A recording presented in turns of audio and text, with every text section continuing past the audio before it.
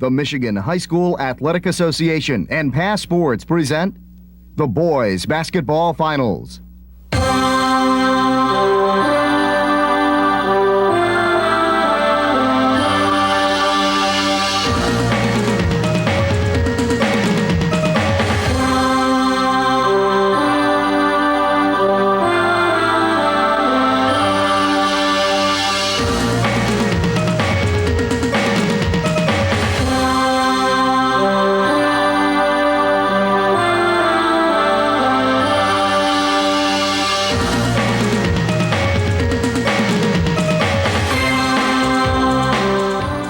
The MHSAA On Pass is presented by Farm Bureau Insurance, proud sponsor of the MHSAA Scholar Athlete Award, and by the United Dairy Industry of Michigan, promoting healthy eating habits through the Sports Nutrition Award Program.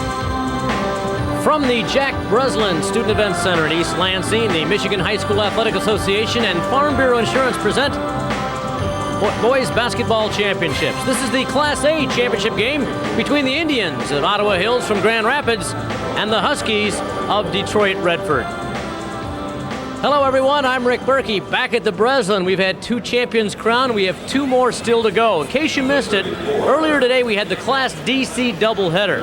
In the first game, a thriller won by Detroit East Catholic 63-60 at the buzzer. And then following that one, Redford Bishop Borges pulled away with a strong second half to defeat Three Oaks River Valley 64-42. We've got the Class A game coming up here now between Redford and Ottawa Hills. And later tonight, we encourage you to join us for our Class B finale as Detroit Country Day takes on the Wildcats of Albion High School. As for this Class A matchup, Ottawa Hills has not been to the finals for almost 30 years. You have to go back to 1968 and 69 when the Indians won back-to-back Class A crowns. Seems like a long time, right? Don't try telling that to Detroit Redford. Detroit Redford has never been to the Class A final, so a big weekend here for the Redford fans as well as the Indians. And for a closer look at the 2 guys who will call the action, let's go down courtside. Mark Crawford and John Spooner. All right, thank you, Rick Berkey. And this is a battle of the unlikelies here in this Class A state championship game, and a pretty good example of why we play the tournament and don't just anoint 2 teams to play for a state championship. Well, that's exactly right, Mark. Both teams' combined loss record is 12 for the game. That's the most in the last 8 years of 2 finalists in the Class A game. So no question, both teams finished second in their respective leagues at an identical 10-2 record. And to give you an example, the team that most people thought would be here, Benton Harbor, blew out Ottawa Hills in the first game of the season by 35 points, and yet Ottawa Hills is here in the state Class A championship. Yeah, interesting matchup, we think, in this one, and one of the things that will jump out at folks right away as we start the ball game will be the size of Ottawa Hills against perhaps the better team speed from Redford. Well, the most obvious factor on size will be Ottawa Hills. 7-foot center Jeff Raby, 6'9" Ryan Christopher inside. But for Redford, you've got some real talented players on the front line, averaging about 6'5" themselves, very quick, very athletic. It will be their ability getting inside offensive rebounds against a little bit more methodical and slower Ottawa Hills players that might decide this game. Despite the big guys near 7 feet for Ottawa Hills, your key player when we talk about the Indians not going to be one of those big guys. Well, you can have all the big people you want, but it truly takes a large guard to get you to the finals. And for Ottawa Hills, that's Eric Large, 6'2" senior, averaging 17 points, 3 rebounds, 2 assists a game. Had an outstanding quarterfinals with 22 points in their quarterfinal win over Flint Northern. Had 23 points in their win last night. So this young man is on a hot streak, and Ottawa Hills would love to have him continue doing that here in this final. And for Detroit Redford, they've got a terrific junior, 6'6" junior Omar Ziegler. Well, Omar Ziegler, an outstanding athlete. You mentioned his size already, but he is the most consistent player on this Redford team, averaging 19 points a game, 11 rebounds. He had a great semifinal win over Detroit Central, 18 points and 15 rebounds, and 8 of those 15 rebounds were offensive, and he put back 6 of those for scores. So this young man, a tremendous athlete, he's one of the problems that Ottawa Hills will have to contain on the inside. All right, one more note before we send it back to Rick Berkey, and that is fatigue may really be a factor in this one. Both these clubs played very tough semis just 24 hours ago. Well, Detroit Redford went into overtime with Detroit Central, 4 of their guys averaged over 31 minutes in that game yesterday afternoon. For Ottawa Hills, they had 5 players averaging 28 minutes in their win, and so no question that will be a factor, fatigue. But interestingly enough, Coach Jim Eaddy said, I want to play today. Yeah. I'm glad to play the next day because we're on a roll, and I want to keep that going. Good Class A final coming up, Rick. We look forward to it, and we'll be back with the starting lineups in just a moment. One of your network sponsors is Farm Bureau Insurance.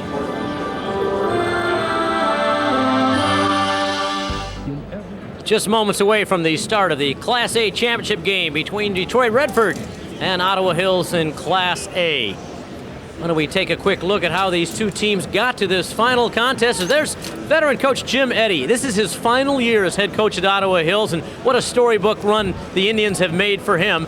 And you see they defeated Grand Haven in an exciting regional game before getting by Flint Northern impressively in the quarterfinals, and then over Wayne Memorial 57-46 in the semifinals just yesterday.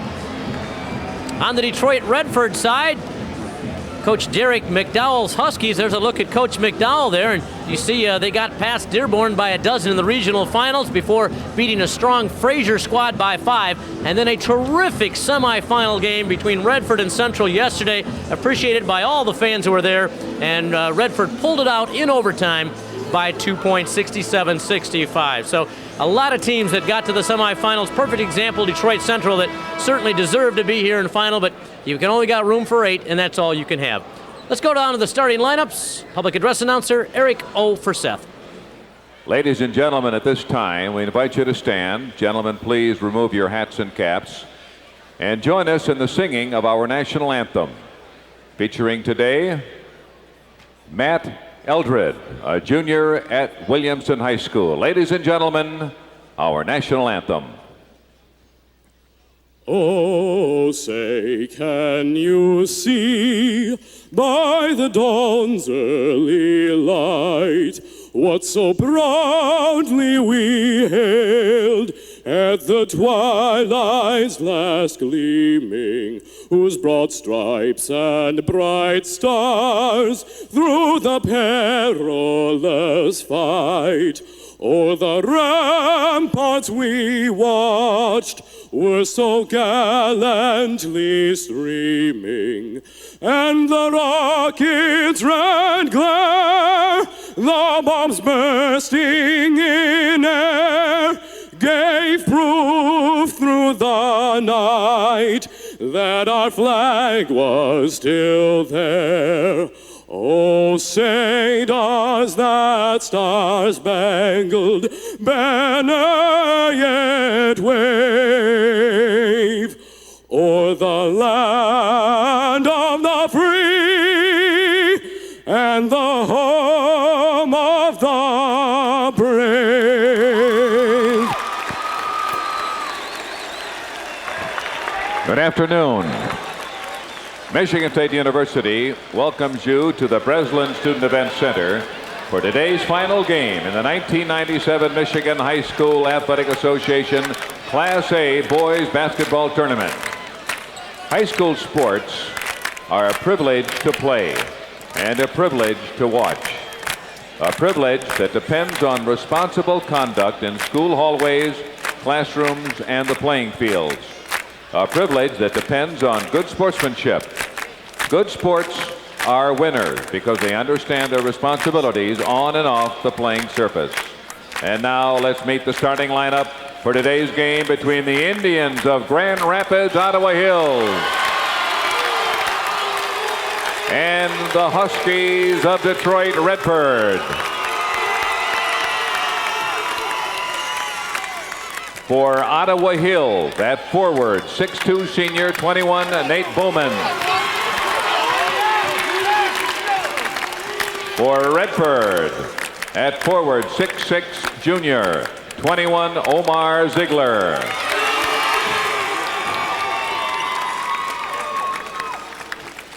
For Ottawa Hills, at forward, 6'9" senior, 40, Ryan Christopher. At forward for Detroit Redford, 6'4", sophomore, 52, Arnett Side. At center for the Indians of Ottawa Hills, 6'11" senior, 54, Jeff Raby. For Detroit Redford at center, 6'6" junior, 44, Aaron Watts. For Ottawa Hills at guard, 5'5" senior, number 22, Ernest McNeil. For the Huskies of Redford at guard, 5'11" junior, 15, Kenneth Tinsley. The other guard for Ottawa Hills, 6'2" senior, 24, Eric Large. And for Detroit Redford at guard, 6' senior, 34, Jason Prater. Head coach, Grand Rapids Ottawa Hills, is Jim Eaddy. Head coach, Detroit Redford, Derek McDowell. Officials today, James Gosper, Hugh Jewell, James Skipper. Alternate, J. Marco Tullio. Well, Redford's Huskies and the Indians of Ottawa Hills ready to go after the Class A crown. 2 champions crown and 2 to go. Let's go down once again to Mark and John for a closer look at those starting lineups. All right, there you go. The starters you met moments ago. The big guys down low for Ottawa Hills. Raby 6'11", Christopher 6'9", and nice size really down low for Redford as well. 6'6", 6'6", 6'7". Any place else, they'd be big. And the player we haven't talked a whole lot about is Jason Prater, 6-foot senior guard, averaging 19 points, 4 rebounds. He had a great semifinal, classic steal at the end in the overtime against Central, put them up by 2, and they ended up winning the game. So Prater and Ziegler, they're the 2 players for Redford that they need to get going here in this game. Mark Crawford, John Spooner, glad you're with us from the Breslin Center. Just about set to get underway. Class A state championship game. Ottawa Hills and Redford. And Redford controls the tip and will go on the offense first. And this is how Ottawa Hills likes to start the game, on the defensive end. The last 2 times out in the quarters and the semis, they've established the inside presence of their big people. You see them in a zone. That's what they like to do. Start off the game in defense, create a turnover. Well, they play great defense, and there's the steal. And Ottawa Hills going to the boards. The offensive board by Raby and the putback. 2-0. The Indians draw first blood. Mark, there's great story on the 2 big fellas for Ottawa Hills. They did not start playing organized basketball till they were sophomores in high schools. This is only their 3rd year that Ryan Christopher and Jeff Raby have played organized basketball. Raby did a great job offensive rebound and putting it back for 2. Raby with the board off the Redford miss, and here come the Indians again. 2-0 they lead. We've played 60 seconds of this A championship game. If you missed it, the D title belongs to East Catholic, the C championship to Bishop Borges. Class B title contest will follow this one. 7:30 is the tip here on Pass. Ottawa Hills to Raby. Now they'll knife through the middle. Everything but falling through is the jumper by Nate Bowman, and Redford comes away. And Redford needs to do that. They need to box out on the defensive boards. They also need to knock down their outside shot because the inside is going to be shut down by their big people. So right away, Redford shows their outside shooting touch. Kenneth Tinsley has the 2 for the Huskies, and we've got a 3-2 ball game. Semifinals, as mentioned, Redford over Detroit Central, 67-65 in overtime. Ottawa Hills took out Wayne Memorial, 57-46. Oh, great entry pass down low to Ryan Christopher. And he used his body and protected the ball from the defender who got behind him. And Christopher did the smart thing he wouldn't have done last year. Last year, he put the ball down in the dribble. That time, Mark, he just turned. Nice drop step, power layup. Another triple try by Redford off the mark, and Bowman is high for the board. You see how Ottawa Hills defense has changed the offensive strategy of Redford. They forced him outside. Ottawa Hills right away establishing that inside presence.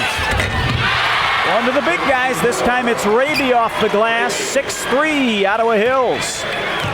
If Jeff Raby gets started, that's going to be a matchup nightmare for Detroit Redford. He had 20 points in a regional semifinal win over Central, so he is capable of putting big numbers up on the board. I didn't talk to the big guy before this one, but I've seen him listed at 7 feet in some publications, 6'10" some places, 6'11" in our program today.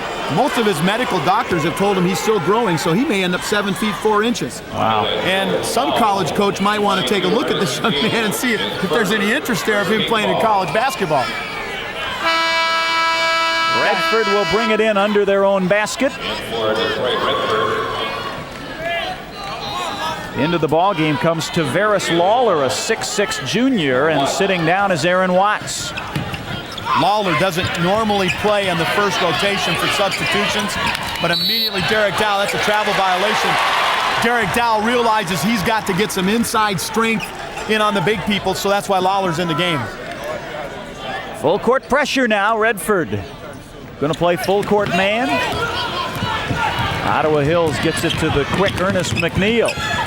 The quick and small Ernest McNeil, 5 feet, 5 inches, and I'm telling you, Mark, that's stretching 5 inches. Takeaway, Omar Ziegler running the 2-on-1, and Ziegler misses the left-hander.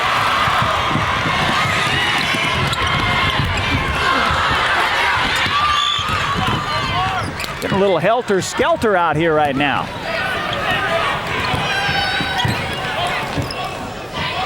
Ottawa Hills now in a man-to-man defense. They started the game in a 2-3 zone. They'll switch throughout the game.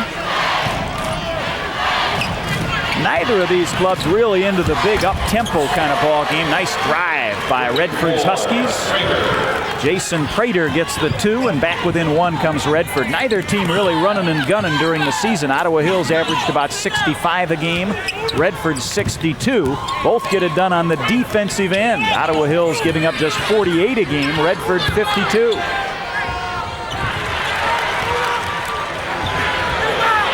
By McNeil is wide of the markers, out of bounds. Well, and neither team really known for their outside three-point shooting either. Ernest McNeil and Eric Large, or Nate Bowman, excuse me, both getting air balls on the three-point shot. I would think that Ottawa Hills, with the presence of the big guys starting off, that they would have tried to get the ball more inside to Jeff Raby like they had started to do in the first quarter, beginning of it.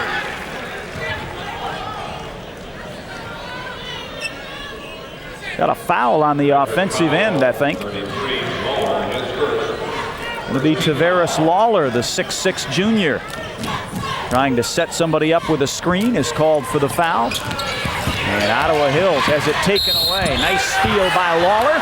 Doesn't get it to fall, but he'll step to the line and shoot a couple. 3:38 still to play in our first quarter. Ottawa Hills 6, Redford 5. If Redford's going to have an advantage, it's going to be on their defensive pressure on the inbound pass. That time Lawler stepped in front of the big Jeff Raby, and Raby fouls him from behind. Actually, they'll give the foul to Nate Bowman. That's his first personal foul.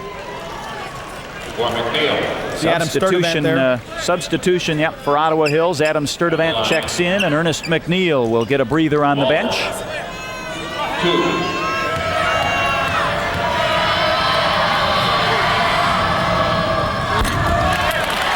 Lawler a little bit more of a physical player. You saw his numbers. 6'6", 205 pounds. Nice move by Derek McDowell to get him into the game early on for Redford to give them some physical presence inside against the big people for Ottawa Hills. This is both free throws, and it's Jeff Raby who clears the board. Ottawa Hills has missed their last 4 shots on the offense. And all 4 of those shots, Mark, have been from the outside. So I would look for Ottawa Hills to try to attack the middle more, getting the ball inside of the big people. Well, early on, both Christopher and Raby had some success, you're right, as they pounded it inside. And they've got them posted down in the blocks now. As Ottawa Hills inbounds right in front of our position near center court. Well, every coach would love to establish the inside game at the beginning of a game because it just opens up so much more later on in the game. To credit the defense of Redford, they're really shutting down the inside. That's that team quickness we talked about, Mark. Yeah, they are doing a nice job, as Ottawa Hills clearly was trying to move the ball into Jeff Raby, and they did a good job of fronting him, keeping the ball away from him. Ball is headed out of bounds, but a travel on Ottawa Hills before it does so, and give it back to Redford. Low-scoring first quarter. 3 turnovers apiece. In the semifinal win over Wayne Memorial, Ottawa Hills had 21 turnovers. Redford had 22 turnovers against Central in their semifinal win. So both teams turned the ball over quite a bit. You saw big Jeff Raby going up for one of his blocked shots. Averages 3 blocks a game. Could have been called Ziegler for an offensive foul, but Omar Ziegler decided to challenge the big fella. The big fella just went straight up in the air. Triple try, going to be off the mark.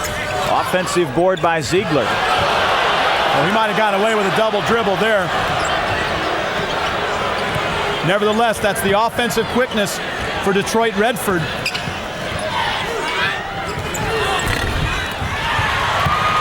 Ottawa will run 2-on-2. Sturdivant goes to the hoop, can't get it, knocked out of bounds. And I think it's Ottawa basketball. Adam Sturdivant slow getting up. You see his eyes, that not looking at the basket, he's looking at the defense.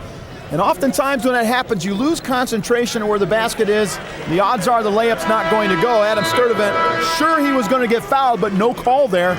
Ottawa Hills to inbound underneath their own basket. Jim Eaddy, the head coach of Ottawa Hills, cannot be happy with the last few possessions his club has put together. They've missed their last 5 shots and not had really good quality looks at the basket. There they get to the big guy. That's what you want, Jeff Raby. Go inside. That's what's gotten them here to the state finals, Mark, and they need to continue to do that until Redford shows them that they can stop it. Raby has 6 of Ottawa Hills' 8. The other 2 belong to Ryan Christopher, the 6'9 senior. 8-5 Ottawa leads. Ball out of bounds, goes to Ottawa Hills. 4th turnover on Redford. Ernest McNeil back in the ball game after Adam Sturdivant went down hard on the fast break. Got to go to the big guy, and Raby can't hang on. Ziegler will lead the break. Oh, it takes it all the way. That's 2 times that Ziegler has missed. Travel on Ottawa Hills. Nice job by Jason Prater, who challenged the basketball and forced McNeil into the walk. Well, Ernest McNeil thought he had a wide open lane, but all of a sudden Jason Prater, showing a little bit of quickness, comes over and frustrates it. You see the turnover story. 1:31 to play first quarter. Ottawa Hills 8, Redford 5. Another blocked shot for Raby, but I think before the shot, perhaps we've got a foul on Ottawa Hills. Now, during the shot, say the officials, will shoot a couple. 13 fouls. Indians of Ottawa Hills 21-6 on their season. Redford 19-6.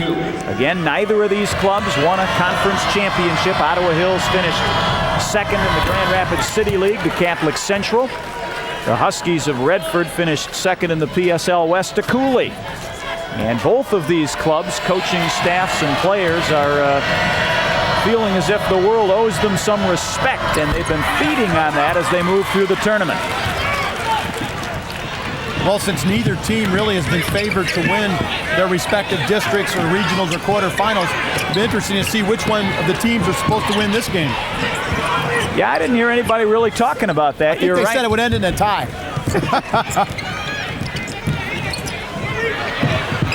Ball loose on the floor. Bowman manages to pick it up and keep it. Redford in a real intense man-to-man pressure, Mark. Notice how they're forcing the ball, keeping it out high, away from the inside middle. To the hoop, and the runner goes for Ernest McNeil. That time, the big fellas for Ottawa Hills did a great job clearing out of the lane so that 5'5" Ernest McNeil could penetrate. Ziegler a little bit late coming over, number 21, but you see where Ryan Christopher and Jeff Raby were out of the lane. They just opened it up for Ernest McNeil. For the first Ottawa Hill points for anybody under 6 feet 9 inches tall. Triple try going to be off the mark. Offensive board. Omar Ziegler fires it up. It's wide. And the big guy Raby boards with something less than 20 seconds here in quarter number 1. Triple try. Ernest McNeil, 5 points in this final minute of the first quarter has staked Ottawa Hills to the 7-point lead. Ernest McNeil said, I'm tired of hearing about those 7-foot guys. Give me some credit. We have played one from the Breslin Center. Ottawa Hills 13, Redford 6.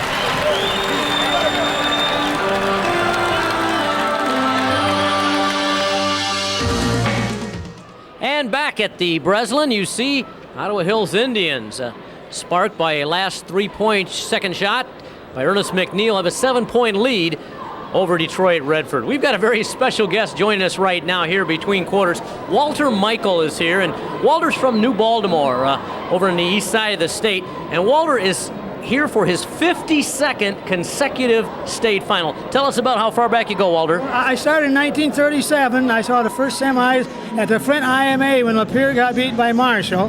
Then the first year I saw in 1942, I saw 4 games, DC, B, and A. Started at 5 o'clock and got home at 1 o'clock in the morning. Do you have any special memory from all those years? What stands out? Well, the first 4 games, I find the first year I went. But now I go every year. You can't miss high school basketball for excitement. And you've got game programs from all of them, right? From 1941 through 1996. Well, Walter's a big part here as he's been coming year after year. Thanks for joining us, Walter. After 1 quarter, let's send it back down courtside. Mark and John. All right, thanks, Rick. 13-6, Ottawa Hills out front, and the smallest player on the floor, Ernest McNeil. Big part of it for Ottawa Hills. Coach Jim Eaddy calls him the spark plug on this team. Ernest McNeil, 35% from the 3-point range. Knocks it down from outside. Nate Bowman with the nice assist also. A good story about Ernest McNeil. After that quarterfinal win over Flint Northern, he was outside the locker room, Mark, giving 5s to the fellas, but he wasn't telling them, hey, have a good night's sleep. He was saying, tomorrow we go back to work. Tomorrow we come back to work. Ernest McNeil probably is the hardest working player on this Ottawa Hills team. Well, the first 7 minutes of that first quarter, all of the scoring for Ottawa Hills by the big guys, Christopher and Raby. The last minute, it was the small guy, 5'5" senior Ernest McNeil took over, scored the last 5 points. And Ottawa Hills now on a 5-0 run and has the 7-point lead as we start quarter number 2. Alternate possession is the rule in high school basketball, and the arrow is pointing Ottawa Hills' way. So the Indians get the basketball. We're held up here as they do a little housekeeping work as some water on the floor out here towards center court. We mentioned about Detroit Redford. This is the first time, Mark, they've ever been to a state finals. It was the first time they were ever at a semifinals. But Detroit Redford continues another streak, and that is this is the 19th year in a row that a Detroit area school has been to the state Class A finals. Well, the Public School League, the PSL that Redford represents here, has won 8 of the last 10 Class A state championships. Ottawa Hills trying to go inside to Ryan Christopher. It's knocked away, and in transition, Redford. They have missed 9 shots in a row, have the Huskies. Oh, nice ball movement to get it inside. That's what Redford needs to do, Mark. 2-3 passes, get the open man. And you saw the ability. Omar Ziegler, very quick off his feet for the layup. First 2 of the game for Omar Ziegler, who averages about 19 per game, and back within 5 comes Redford. Triple try, Ottawa Hills, count it. Eric Large drops the tray. Eric Large shoots 3 times as many 3-pointers than anyone else on the team, so it's not surprising that he's able to get that 3-point shot going. Inside again go the Huskies of Redford. Ziegler has another 2. Much better ball movement for Redford. Great presence there by Omar Ziegler. Actually attacked the basket. Jason Prater will pick up the personal foul, leans in to try and knock the ball away from Ottawa Hills and got a little too much shoulder in there. I thought in the beginning of the first quarter, Mark, that Redford was a little bit intimidated by the big people of Ottawa Hills, trying to stay outside on the perimeter instead of attacking the basket. Here in the second quarter, they've done a much better job of attacking the inside, and they've gotten some points off of that. Ottawa Hills brings it in from center court, and the rainbow by Eric Large. 5 points now for Eric Large. The lead is 8 for Ottawa Hills, 18-10. Eric Large had 22 points in the quarterfinal win over Flint Northern, 23 points in the semifinal win over Wayne Memorial. Had no points in the first quarter, but really didn't need to score until now. Three-pointer. Redford's Jason Washington gets the tray. Well, I thought he had a foot on the line, but apparently the officials were right there with the call. Scoring pace is picking up here in the second quarter. I'll confess that I expect this ball game will go for 45, maybe 50 points tops. This is going to be a low-scoring Class A final. Two very good defensive teams. Well, it's kind of hard to tell whether his foot's on the line or not, but we're sitting on the sidelines and the officials are right there with a call. Good spot-up shot by Redford. Pull-up jumper by Eric Large doesn't get it, but there for the board, and the follow is Jeff Raby. He's fouled and will go to the line and shoot a couple. One of the hardest things for a big player to learn is when you get the rebound, keep the ball high. Jeff Raby has learned to do that. Remember, this is only the third year this guy has played organized basketball. Did a great job keeping the ball high, then releases it up, nice touch, and gets the foul. Watch his position on the inside for the offensive boards. Keeping the ball high, brings it down, drop step dribble. Gets called. Goes to the free throw line, shooting 50% for the season. And 50% on that trip as well. Hits 1 of 2, 7.6 rebounds now for Jeff Raby. 19-13, the Ottawa Hills lead.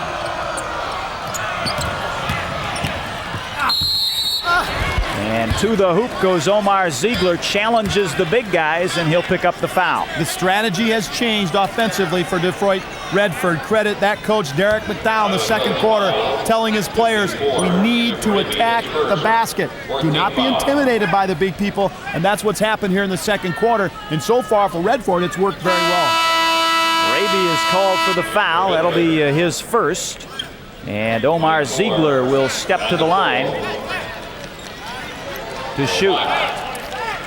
Redford coach Derek McDowell, I think, doing a lot more substituting than we saw in the semifinal, probably thinking about fatigue, as you mentioned in the pregame, and also about matchups with the big guys inside, trying to be physical. Derek McDowell's fourth year, he's 46 and 36 at Redford, but he made some major decisions, Mark, toward the end of the year regarding player personnel and players on the team, and he really seems to credit that turning the team around attitude-wise, yet they lost the last 3 regular seasons of the game of the season for Redford.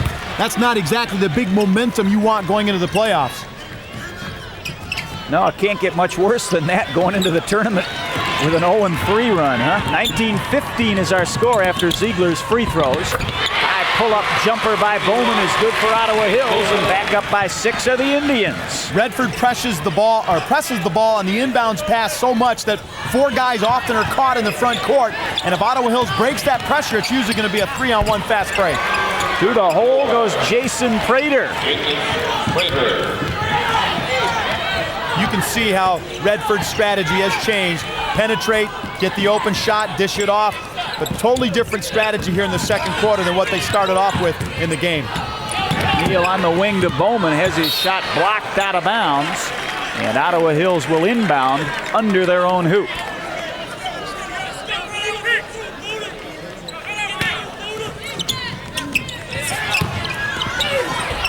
Raby misses the glasser. Uncontested shot. He'll want to put that one down. Other direction, Redford, the same problem. Both teams missing a pup.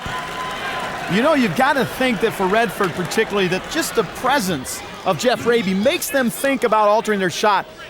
Not really going up, concentrating inside for Jason Washington, and Raby with a big defensive rebound. You got to wonder if Washington, out of the corner of his eye, saw Jeff Raby there and just took his eye off the basket and didn't concentrate enough to score. Donald Defoe, who has checked in for Redford, picks up the personal foul, a 6'5" sophomore. Redford has a lot of 6'5", 6'6" bodies on this roster. 1, 2, 3, 4, 5, 6, 7 young men who go 6'6" or 6'7". Well, this is a very young Detroit Redford team. You only have one senior in the top 7 players. The contrast to that is Ottawa Hills. They have one junior that comes in their top 7. So this Detroit Redford team, 19-6 this year so far, but a very young team. Well, really no seniors on the roster to speak of. Prater, the senior you mentioned, among the top 7 players. Then one other senior. The next 8 or 9 kids who come off the bench are all sophomores and juniors. Triple by Omar Ziegler, and we got a 1-point game. The patience of Detroit Redford and their ability to get the ball inside allowed Ziegler to be outside open for that jump shot. Ottawa Hills 21, Redford 20, with just inside 4 minutes to play in our first half. Ryan Christopher, turnaround doesn't go, and the board belongs to Redford. Huskies looking for the lead. Ottawa Hills getting the inside shots that they want, just aren't able to convert off them from the big fellas. Ball is out of bounds, went off the official, but last touched by Redford. It'll be Ottawa Hills basketball. Terry McDowell telling the players, be patient. Move the ball, be patient with it.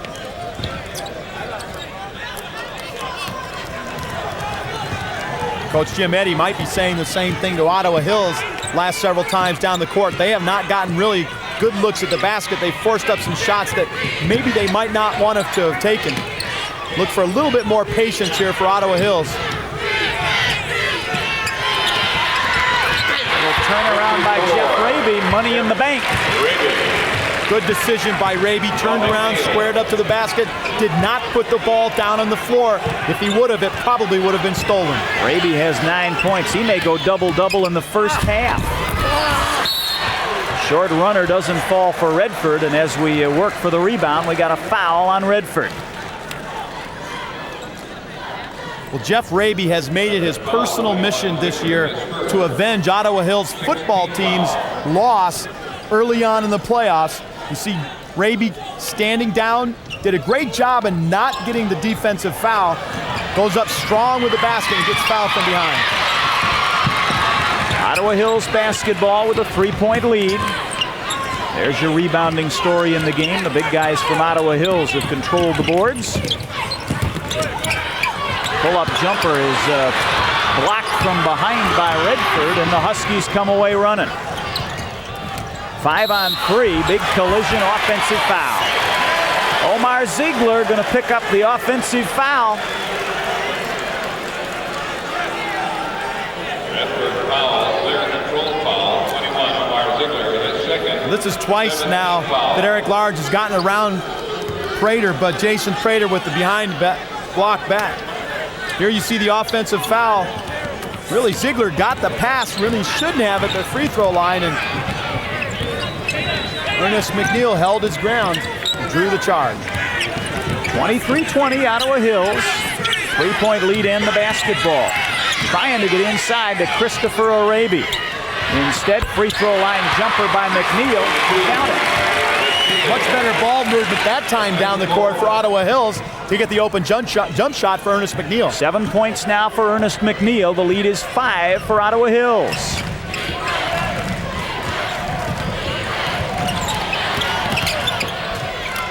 Down inside, knocked out of bounds by Ryan Christopher, and Redford will keep it. Well, the Ottawa Hills fans don't agree with that call. The official discussing with Ryan Christopher why that call is correct. Omar Ziegler behind the backboard, and Ryan Christopher looks like he got a block. I'm not sure what everybody's yelling about. They thought there should be a foul in there, huh? I don't see anything for them to be upset about. If anything, Ryan Christopher did a great job blocking the shot. Triple off the iron, and Raby has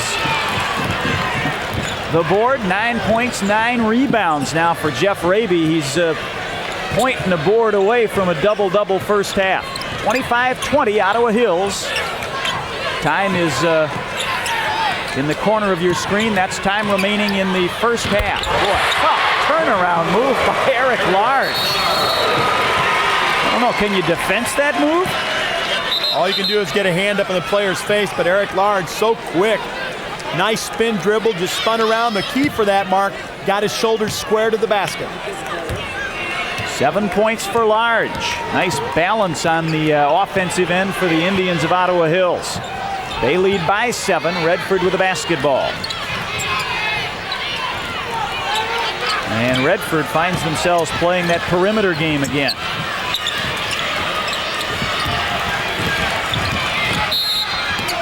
Prater slices in, but is fouled before he can get the shot away. Basketball rolls all the way over to us.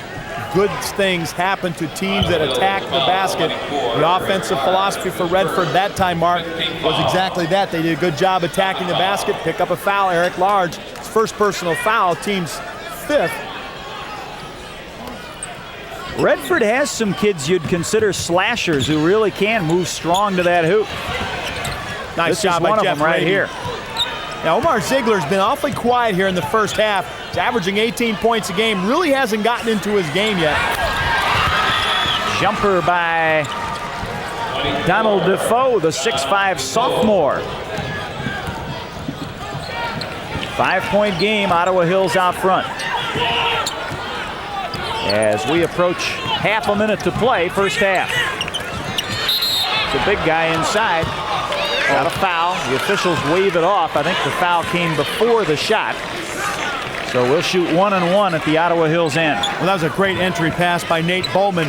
And also credit Jeff Raby for having his hands ready. A couple years ago when he first started, Mark, that was the biggest problem for the big people. Just simply getting your hands ready to receive the ball. Jeff Raby had his hands ready, turned around, gets a chance for free throws. Yeah, you're right. For post players, one of the hardest things to learn is you have to make yourself a target.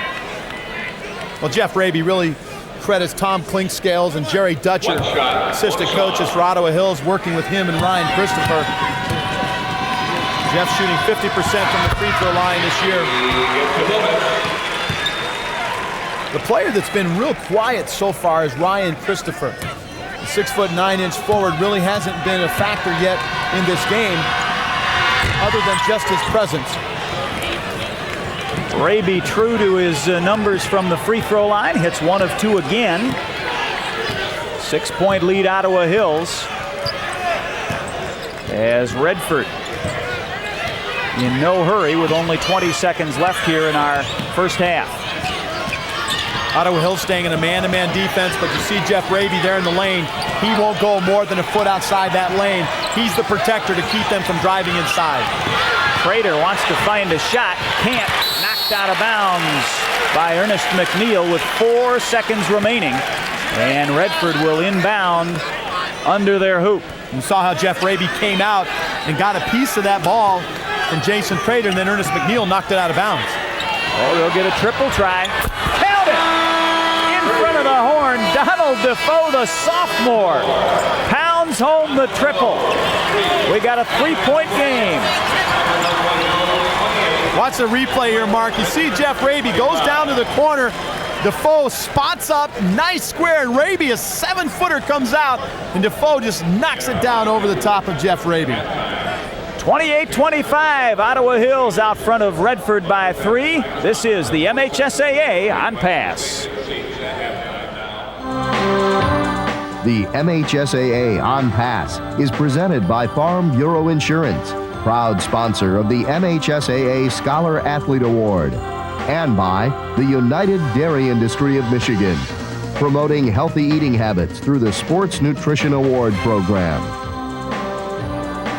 Donald Defoe's 3-point rainbow is good as gold for Detroit Redford, but Indians of Ottawa Hills still have a 3-point lead at halftime of the Class A championship. Every year, Michigan High School Athletic Association honors individuals who have made significant contributions in their lifetimes to interscholastic athletics. The Charles Forsyth Award is named for the first full-time director of the association.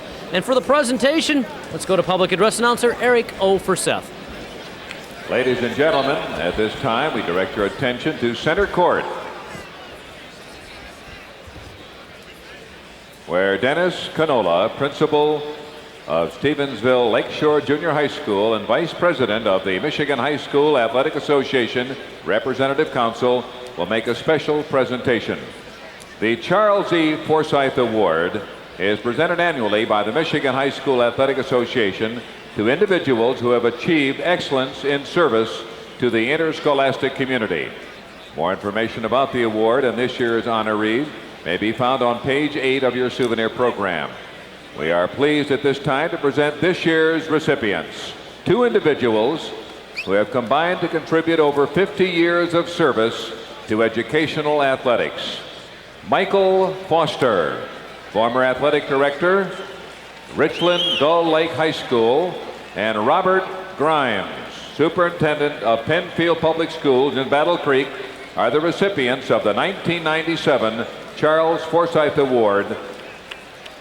In over 25 years as athletic director at Gull Lake High School, Foster served as secretary, statistician, and treasurer of the Wolverine Conference, and is a past president of the Michigan Interscholastic Athletic Administrators Association.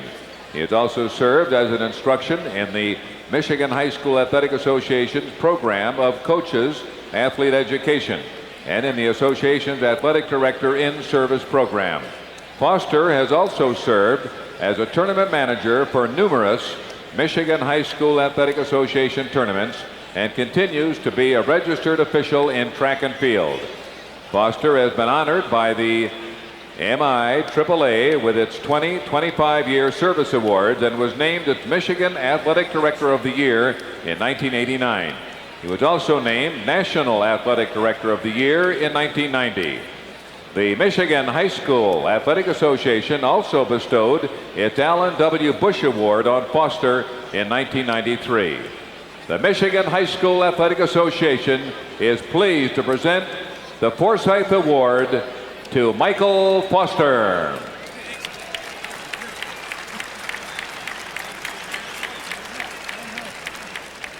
After 11 years of coaching and teaching at Waterville and E-Course, Robert Grimes has spent the past 26 years in the Battle Creek Penfield Public Schools, 23 of them as a building principal. He became the superintendent of the system 3 years ago. Grimes' service to the Michigan High School Athletic Association includes membership on its representative council for 14 years. He was elected president of the association last fall after serving as vice president and secretary treasurer. His professional affiliations include the American Association of School Administrators and the Michigan Association of School Administrators. He is the past chairman of the Kellogg Community College Board of Trustees and past president of the Calhoun County Principals Association and the Cereal City Lions Club. Grimes' honors include being named Regional Principal of the Year in 1991. The Michigan High School Athletic Association pleased to present the Forsyth Award to Robert Grimes. Congratulations to Michael Foster and Robert Grimes, recipients of the 1997 Charles Forsyth Award.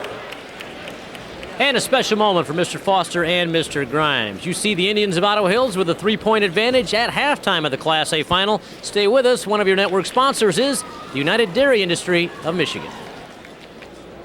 Earlier today, Detroit East Catholic and Redford Bishop Borges won championships in Class D and C respectively. Right now, we're still anybody's game in the Class A finale as you see Ottawa Hills with a 3-point lead over Redford of Detroit.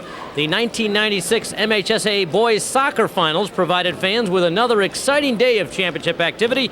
With all the highlights of those title matches, let's go to Dave Zoran. In the Class D Boys Soccer State Final, the Jackson Baptist Royals squared off against the Eagles of Mount Pleasant Baptist Academy. After a scoreless first half, Mount Pleasant got on the board with a goal by number 17 Trevor Reed early in the second. 5 minutes later, Jackson tied it up with a chip shot by number 1 Tim Walls. The tie was broken just seconds later when Mount Pleasant's Joe Conway scored and gave the Eagles a 2-1 lead, clinching the boys' Class D Soccer State Championship for 1996. The Class C final paired the Grosse Pointe Woods University Liggett Knights against the Elks of Elk Rapids. The Knights started the scoring late in the first half with a shot by number 14, Jason Campbell, that trickled past goalkeeper Bruce Valaquette to score and put Grosse Pointe Woods up 1-0. It stayed that way until Elk Rapids' Rick Swift tied it up just 10 seconds into the second half. Late in the game, Liggett jumped back into the lead when a shot by number 3, C.T. Brown, snuck in through the top left corner of the goal and put Grosse Pointe Woods up to stay, giving the Knights the win in the 1996 Class C Boys Soccer State Championship. In the Class B Boys Soccer State Final, the Flint Luke M. Powers Chargers surged past the Redskins of Marshall. The Redskins threatened early in the first with a shot from number 32, Andy McCormick, but it sailed just wide of the goal, and the game remained scoreless. In the second half, it looked like Flint would take the lead when number 13, Jeff Angle, put the ball into the net on an indirect kick, but the goal was disallowed and the score remained 0-0 for the rest of regulation. The deadlock remained throughout the first overtime, but 3 minutes into the second OT, Jeff Angle put the ball into the net again. This time it counted, and the Chargers won the 1996 Class B Boys Soccer State Championship. In the Class A final, the Livonia-Stevenson Spartans clashed with the Colts of Troy. The Colts struck first with a goal by number 5, Patrick Joja, early in the first half, putting Troy up 1-0. The Spartans marched back late in the half with a goal off of a header by number 11, Mark Dietrich, tying the game at 1 apiece. The game remained tied through the rest of regulation and late into the first overtime until Livonia ended it with a goal off the right post by Mark Dietrich, giving the Spartans the Class A Boys Soccer State Championship for 1996. Still more to come. Keep it right here because one of your network sponsors is Farm Bureau Insurance. Back here at the Breslin, Rick Berkey along with guest analyst Marshall Thomas, who of course was the coach of last year's Class A champion Saginaw High, and publicly acknowledge your terrific year last year. Marshall, you ducked out of working with me, but here in this one, Ottawa Hills with a 3-point lead. You and I are a little bit surprised that Ottawa Hills wanted to push it. We thought they might try to slow the tempo down, but not so. No, the exact opposite, I think, in terms of both teams. We felt with our, Ottawa Hills' size that they would want to make it a half-court game, but they appear to want to push the ball. And to make up for lack of size, we thought maybe that Redford wanted to push the game, but they're the ones who seemingly are controlling the tempo in terms of making it a half-court game. We mentioned in the open, Ottawa Hills hasn't been here in 30 years, and Redford never. See any effects of, this unfamiliarity with his surrounding and everything? I think the first half, a lot of the play, I think, had something to do with that one. The score probably would have been a lot more scores. We've seen some errors and some. They've been somewhat tentative, and I think being here for the first time or being here for the first time in a while has something to do with that. Well, we've still got a half to go, so keep it right here because this is the MHSAA on Pass.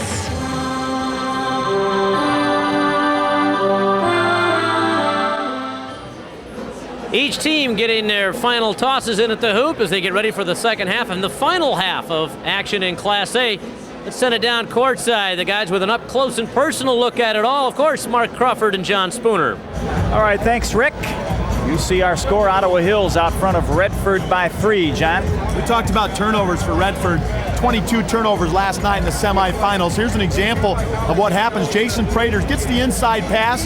Got pretty good position, but he brings the ball down, holds it. Ernest McNeil reaches around, knocks the ball away. That's been a problem for Redford here in this first half. Turnovers, and Ottawa Hills able to convert on those turnovers. Ryan Christopher looking outside. Ernest McNeil spotting up. Great entry pass. Watch Raby does not put the ball on the floor. Turns around, squares his shoulder, and gets the basket. And Raby has had a big first half, as you see. Almost got the double-double. 10 points, 9 rebounds. Well, we can't emphasize enough, the young man has only played, this is his third organized year, but big rebounding effort and points to lead this team. He's led the team in scoring only one other time this entire season, and that's when he had 20 points in a regional semifinal. He had 10 rebounds and 3 blocks against Grand Rapids Central in that game. The arrow pointing the direction of Redford. And so down 3, it'll be the Huskies with the basketball. I like Marshall Thomas's comments there at halftime about the unfamiliarity of both teams with the surroundings and the environment of the Breslin. And I do think that has an effect on a team, particularly a young team. And you got to look for the seniors of Ottawa Hills. They have more to lose. They have more to gain in this second half. To look for them to look and try to establish some kind of presence for Ottawa Hills and be a little bit more consistent than they were in the first half. Quick statistical summary as we finished at the half. Ottawa Hills shooting 52% from the field, 38% for Redford. Ottawa Hills 17 boards, 13 for Redford. And both clubs, I think, with the 7 turnovers. Difference in this one, the 3-point lead by Ottawa Hills. Only 3 because of a couple extra triples hit by Redford. Jeff Raby did a great job coming out on the defense on Prater, forcing the ball inside. Nate Bowman comes across, gets his hand on the ball, knocks it away, jump ball, turnover to Ottawa Hills. The Indians go quickly to the hole with it. And the foul on Redford. Eric Large had a rather quiet first half. Mark wasn't able to get that penetration as much as he likes to do. Was able to hit outside a couple times, but that time they had the numbers on the fast break. Eric Large took it strong to the hole. Gets a chance to convert 2 free throws, shooting only 53% for the season. He's Eric Large. Nice look at the 6'2" senior. Gets them both. And the lead for Ottawa Hills is 5, 30-25. Redford again content to just sit outside, work the ball around. This is a little bit surprising to me, Mark. I would think that Redford would want to be a lot more offensive oriented and try to attack the basket. Ottawa Hills content to sit back in a 2-3 zone. Going to challenge Redford, say you got to beat us from the outside. Right to the hole goes Redford. Ball is knocked out of bounds. It'll stay with Redford. Looks like they want to run a little wheel off of one of their players up at the free throw line, post a couple of guys low and have him catch the ball and try and turn and dump to somebody near the hole. Well, what they're trying to do is hope that the team quickness offensively can maybe thwart the big people inside for Ottawa Hills, not known for their footwork or speed. The zone may be a little bit slow reacting to the baseline. Prater passed up on the triple try, tried to dump it down low, and Ottawa Hills comes away with the basketball. McNeil. Perfect inside-outside game. McNeil gives it to Raby. Raby holds it just for a second, draws the defense, kicks it back to McNeil. He knocks down an outside shot. 8-point lead, Ottawa Hills. We've played just about 2 minutes of our second half here from the Breslin Center. Take away Ottawa Hills. Large off the glass, up and in. And credit Ernest McNeil with the assist. Ottawa Hills making a little bit of a run here. Redford calling a timeout. Derek McDowell doesn't like what he's seeing and calls the timeout for the Huskies of Detroit Redford. 5:59 still to play in our third quarter, and as you see, Ottawa Hills out front of Redford by 10. And it's time for another finals flashback brought to you by the United Dairy Industry of Michigan.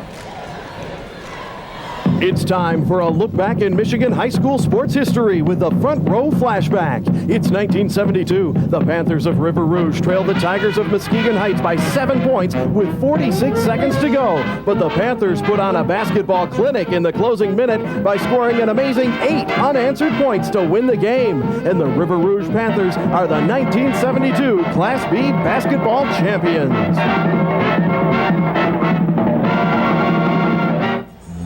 Mark Crawford, John Spooner back with you from Breslin. 10-point Ottawa Hills lead. And John, here's that great inside-outside. Clinic goes inside to Jeff, draws the defense. He kicks it back outside Ernest McNeil, who knocks down the three-point play, just like you draw it up in a book. McNeil 10 points, 2 of 3 from beyond the arc, also has 4 assists. Nice ball game for Ernest McNeil, the 5'5 senior. That was a big timeout for Derek McDowell. Had the players right here in the center court explaining to them what this game is worth, what it means, trying to establish some kind of defensive intensity, because Ottawa Hills has done a great job now picking it up themselves on the offensive end. Prater and Tinsley work at the guard spots. As you see, the 7-0 run to start the second half for Ottawa Hills. Redford content to sit outside. Ottawa Hills says, fine, we'll stay back in the 2-3 zone. We'll collapse to the middle. And there you see what happens, a turnover off the steal. Large will go to the hoop and gets it. Oh, great body control. Nice little spin of the ball, kissed it off the glass. 13 for Large, a 9-0 run for Ottawa Hills. And they lead by a dozen. And this is crisis time for Detroit Redford. They got to make something happen right now. That's right, Mark. This is a huge offensive possession for Redford. They've been frustrated this entire quarter. Ottawa Hills doing a good job in this 2-3 zone. That's the exact type zone they ran against Flint Northern and Carlos Gill in the second half of that quarterfinal win. So this is something that Ottawa Hills has great confidence in, and why not when you got a 7-foot kid in the middle of the lane? That's enough to give any team confidence. Jason Prater trying to direct traffic out here, wants the basketball, but wants it off a pass so he can spot up and shoot, I think. I think you've got a lot of offensive confusion here for Redford. And look at Omar Ziegler. That's exactly what he's doing. He's calling a timeout. Just too much confusion for Redford, not sure of what to do with the ball. We'll wrap up our coverage of the MHSAA Boys Basketball Finals tonight at 7:30 with the Class B Basketball Championship game, Detroit Country Day in Albion. We hope you'll join us tonight as the best in high school sports continues here exclusively on Pass Sports. We've settled 2 championships. Detroit East Catholic got title number 8 for Dave Souls, beating Wyoming Tri-Unity Christian 63-60 on an Andrew Mitchell triple at the buzzer. 36 points for Mitchell. Great ball game. The C title belongs to Bishop Borges. They beat Three Oaks River Valley 64-42. They were behind, was Bishop Borges, by 3 at the half, and came out with the kind of third quarter run here that Ottawa Hills is putting up right now in 19-4 third quarter and won it going away. So East Catholic, the D title, Bishop Borges, the C title. Boy, they're the field goal shooting in this one. Ottawa Hills been a great field goal shooting team all year. Yeah, they've averaged 50% for the season, 58%, not unusual. Shows the type of baskets and shots they're able to take, a lot more inside. You know, that really does define those 2 numbers. You're absolutely correct. Ottawa Hills is finding opportunities 4, 5, and 6 feet away from the hoop with the big guys, and Redford is being forced to take the long bombs. And in the third quarter, Redford's not even forced to take any kind of option because they just really have been confused by the 2-3 zone defense of Ottawa Hills and the inability of Redford, maybe some of the inexperience coming out here of how exactly to attack this type of zone defense. William Barrett is in now for Redford as they move to a kind of a 3-guard look. Trying to find somebody open on the wing, but Ottawa Hills showing good team speed on defense and really closing off every option. Great reach in by Eric Large, knocking the ball away. Redford just totally confused here in the third quarter by the defensive pressure of Ottawa Hills. Into the big guy, and money in the bank down that low. Again, Jeff Raby did a nice job not trying to dribble to settle himself, but just kept the ball, kept his composure when it got knocked away. Easy layup. First 11 points of this second half belong to Ottawa Hills. You see how Jeff Raby's coming up to the top of that zone. That's frustrating the high post player and not allowing Redford to get any kind of offensive option. Foul on Redford. And Eric Large is saying, thank you, Nate. You bailed me out on the missed dunk. The foul occurred as Nate Bowman was getting rid of the ball. It will be on the floor. It's only the second team foul for Redford. Here you see Nate looking up. Foul occurred right there. You saw the hand coming across him before Eric's missed dunk. But of course, Eric's going to say, well, I heard the whistle. It didn't matter anyway. Barrett picks up the personal foul. And Barrett will leave the ball game, and checking in there you see Monte Tucker, a 5'11 sophomore. Derek McDowell using a lot of different bodies, trying to find a combination or a player who can get things going. Off balance triple doesn't go for Large. Takeaway by Ottawa Hills. Last 7 possessions for Redford, 6 turnovers, only 1 shot, and they missed it. 39-25 Ottawa Hills with 3 minutes to play third quarter. Entry pass a little too high for Ryan Christopher, and that's saying something. But it was the right idea to go inside. Ottawa Hills, they don't want to be content here, Mark, to just sit back on a lead. They want to continue to attack the basket. Right decision, just a little bit too high. Well, tons of time left, obviously. Almost 3 minutes to play in the third quarter, and an entire fourth stanza. Look how high Raby is on the zone defense. It's almost like a 3-2 zone. As long as Redford has somebody there in the free throw line, Jeff Raby's going to be there, confusing the entry pass to the high post. Omar Ziegler had it down low. Right idea, trying to hit Prater on the slash move in, but went right by Prater, and Ottawa Hills has it again. Triple try. Off the mark, offensive board. Doesn't go. The tip try by Raby, and we've got a whistle and a foul. Well, the first offensive attempt was Eric Large. Got the ball, tried a little fadeaway jumper off the glass. Jeff Raby. Here you see Eric Large, good position over the top. Could have got away with an offensive foul, but there's Jeff Raby, inside presence. Fouled by either one of 2 players. Was on the floor. Third team foul for Redford. So again, Ottawa Hills not going to the free throw line. Foul was called on Defoe right there, who leaves the ball game with 4 fouls now. And Ottawa Hills with the basketball and a 14-point lead.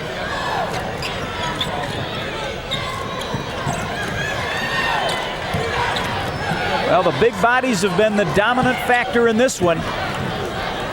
Offensively, certainly, but more so defensively for Ottawa Hills. Triple goes Nate Bowman. It's all working now for the Indians. 42-25. Well, Mark, since starting 3 and 4, Ottawa Hills has gone 18 and 2. Coach Jim Eaddy is tremendously pleased by the run they've done in the tournament. This is why he wanted to play 2 days in a row. Ziegler misses, offensive board to Prater, can't get it to go. Another offensive opportunity missed. Ziegler will get it, goes back up with it, and has the 2. Redford needed a possession where they got some points. That was a desperate possession. Credit Omar Ziegler staying with the ball. Knew Raby was right there, but still had the presence of mind to go back up with it. Ottawa had run off 14 straight points here in this third quarter. And Redford was literally looking at being shut out in the third quarter. Triple! Again, Jeff Raby, defense collapses on him. He didn't have the open lane. Very intelligent, kicked it back outside Ernest McNeil for his 3rd three-pointer of the game. 13 points now for Ernest McNeil, the 5'5" senior. Inside, we got a foul on Ottawa Hills. 42.7 seconds left third quarter. A third quarter that has been all Grand Rapids Ottawa Hills. And as tough as Ottawa Hills defense has been this whole quarter, Mark, that's their first team foul here in the third quarter. It's not so much, when we talk about that, it's not so much Ottawa Hills' defensive intensity as much as Redford's inability offensively to get any kind of movement with the ball, forcing Ottawa Hills to either foul or come up with a turnover.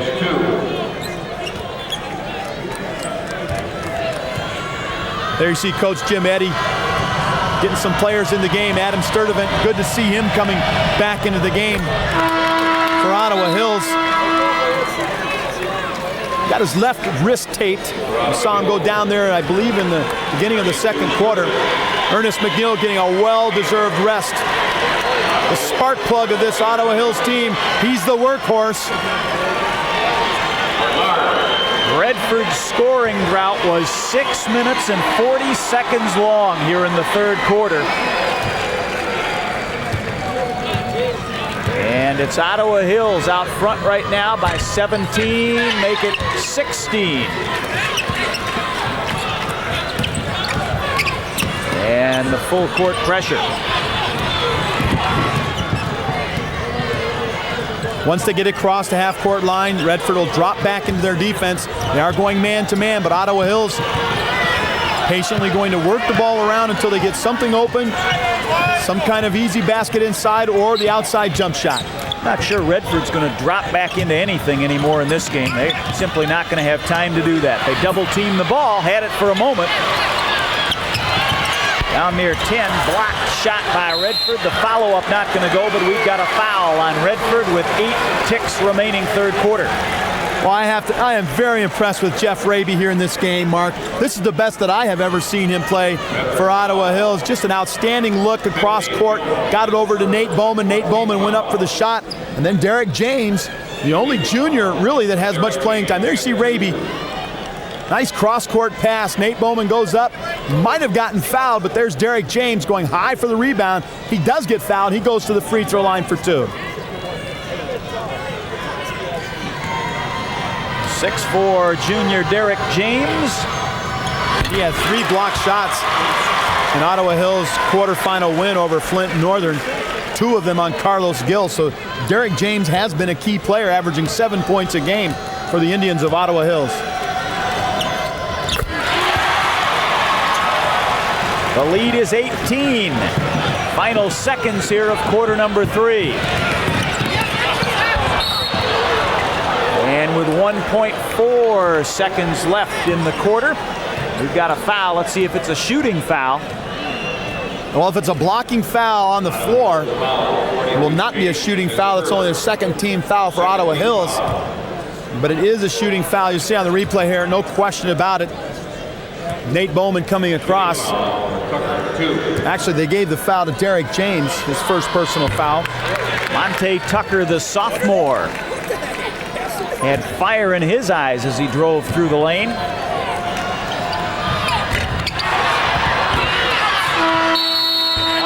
rebound. That's big. And a foul. That's huge. You are right. Omar Ziegler got the board, just threw it up toward the hoop, and he's got a chance for a 3-point play. Boy, the Ottawa Hills board guys on the free throw just stood around, and you see Ziegler here getting good position inside, just presence of mind, knows he doesn't have much time, just throws it up in the air, desperate. Derek James with the foul, and this is a big 3-point play. Ziegler will shoot the free throw.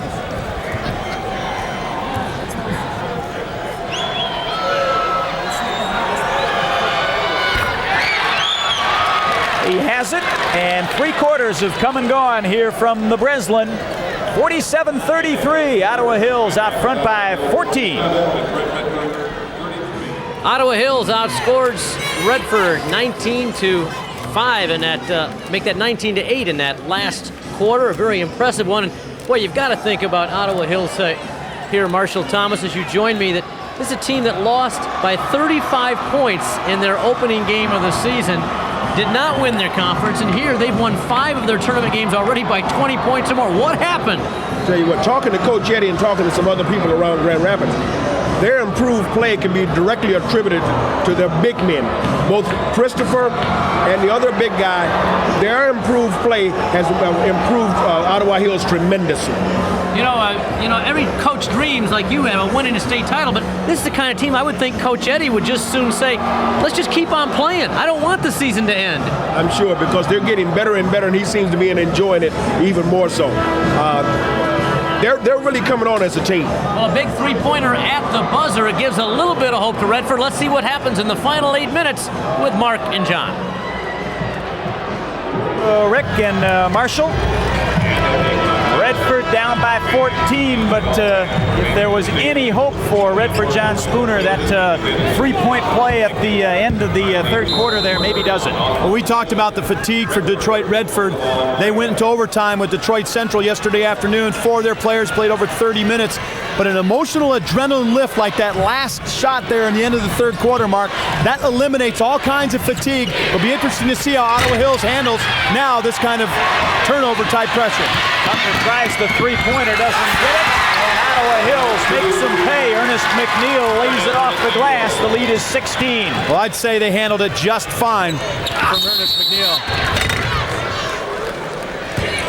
We'll go to the line at the Redford end. The Huskies are wasting no time here, getting to the hoop, and that time it was Jason Prater, I think, who knifed through the lane, and we'll have a foul on Ottawa Hills. Ernest McNeil having the game of his career as a senior for Ottawa Hills. We've talked a lot about the success of Ottawa Hills based on the big people, but that guy you just saw with a layup is 5 feet 5 inches tall. There's big Jeff Raby. Jim Eaddy, he's had a great game, Coach. Get off his back. He's still coaching him, telling him, look, make sure you stay on your feet. Don't leave your feet on the foul. Prater gets the first free throw. Raby sits down with 3 personals, and I'm sure a part of what they're saying to him is, listen, we can't afford to have you foul out. When we put you back in, let's be smart. Well, you saw Jerry Dutcher, the assistant coach for Ottawa Hills.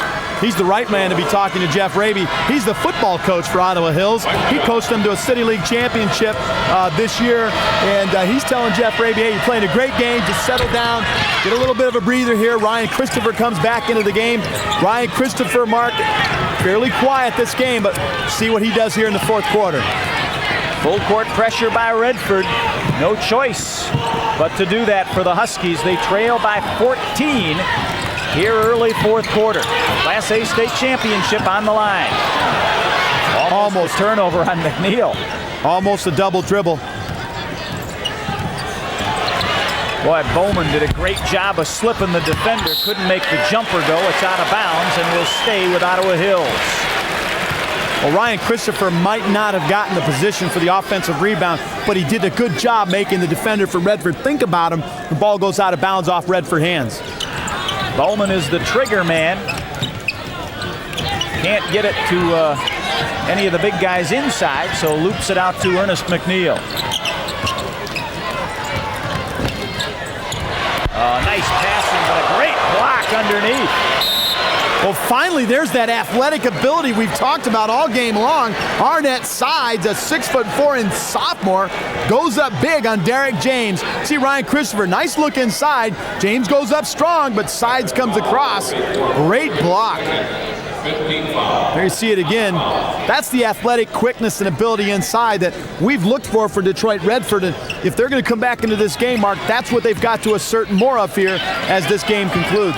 Ottawa Hills will inbound at their own end again.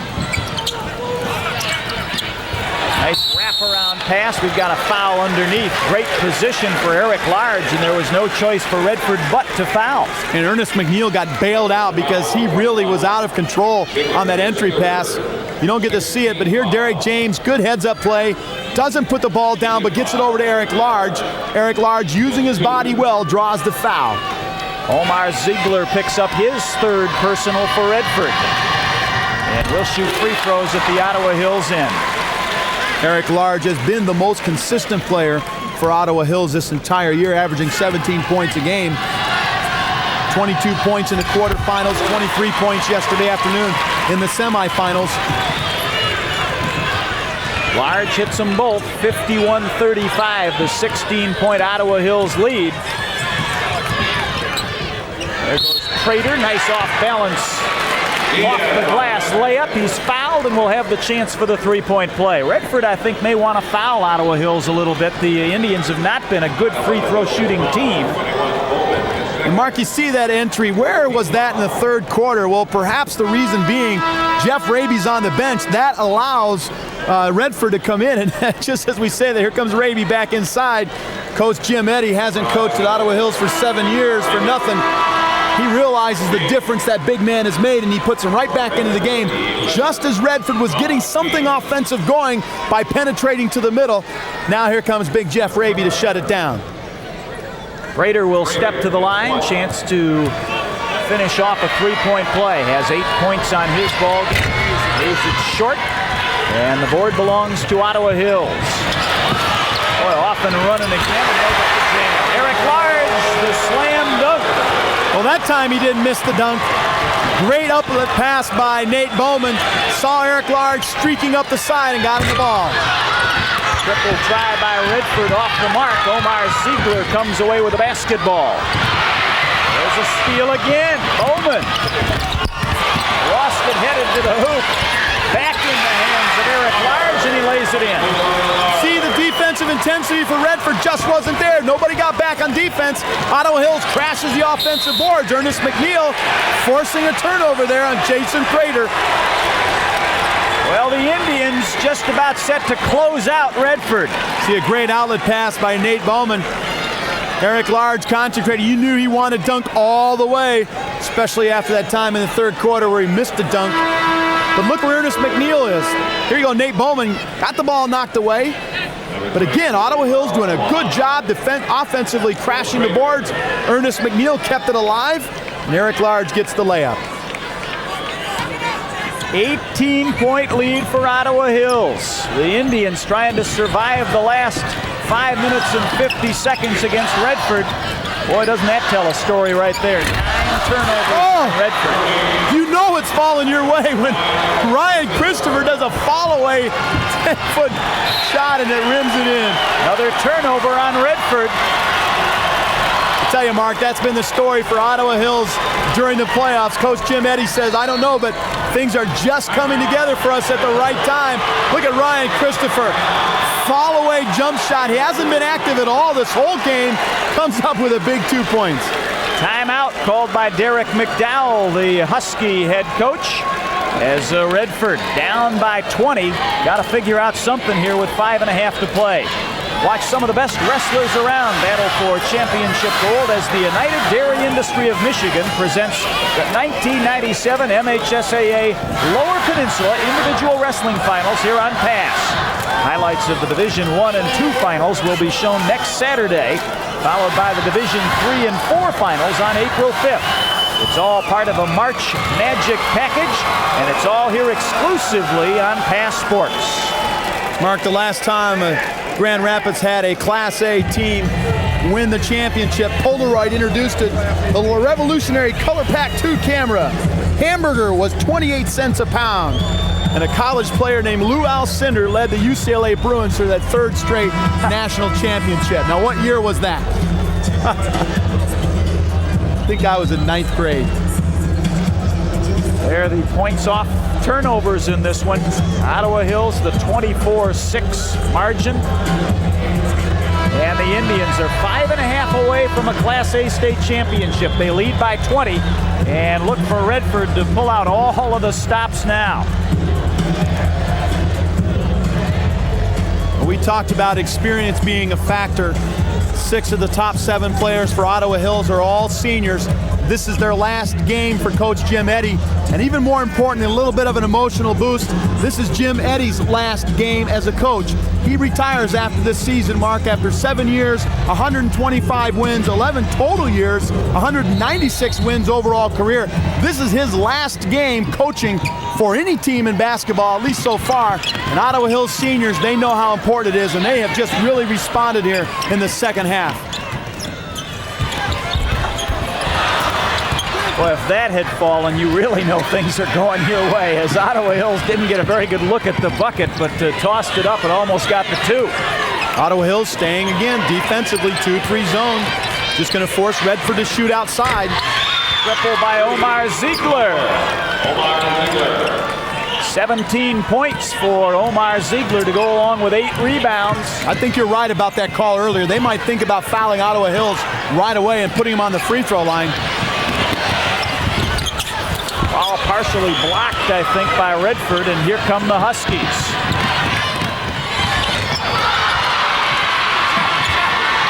Board belonged to Raby. Had Redford converted there, we might have seen Jim Eaddy take a timeout. Well, you saw the athletic ability of Omar Ziegler. Jim Eaddy is taking a timeout right now. Ottawa Hills head coach Jim Eaddy says, I don't like what I'm seeing right now, calls a timeout. 4:35 to play. Ottawa Hills 57, Redford 40.